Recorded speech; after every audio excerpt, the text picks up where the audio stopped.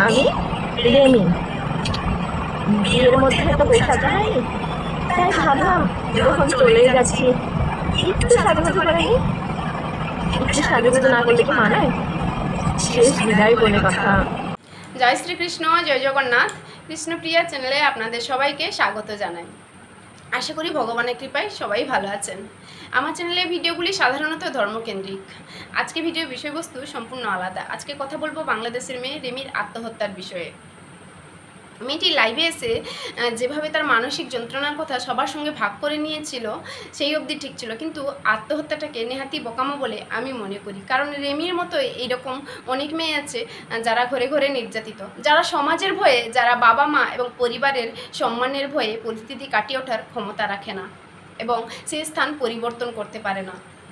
তারাও কিন্তু ধীরে ধীরে এই মৃত্যু যন্ত্রণার দিকে এগিয়ে যাচ্ছে। তারাও কিন্তু এই রেমির পথ অগ্রসর করতে পারে।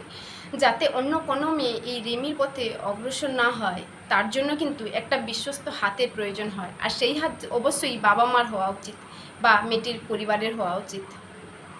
প্রত্যেক বাবা মার কাছে আমার অনুরোধ, আপনারা মেয়েকে শ্বশুর বাড়িতে নির্যাতিত হতে দেখেও বলবেন না মানিয়ে নে মা, সব কিছু ঠিক হয়ে যাবে।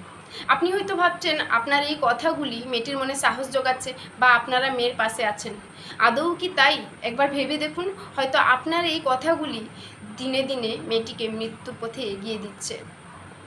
আমি সমস্ত মেয়েদের বলবো, আত্মহত্যাটা কিন্তু কোনো সমাধান না। আমরা কিন্তু কিছু মানুষের জন্য এই জীবন নিয়ে আসিনি। আমাদের ভেবে দেখতে হবে, আমরা কিন্তু দেবী দশভুজার অংশ, আর আমরা সময়ে সময়ে মা কালীর রূপও ধারণ করতে পারি। সুতরাং আত্মহত্যা না করে সেই পরিস্থিতি কাটিয়ে ওঠার ক্ষমতা আমাদের নিজেদেরকেই তৈরি করতে হবে। ভালো থাকুন, নমস্কার।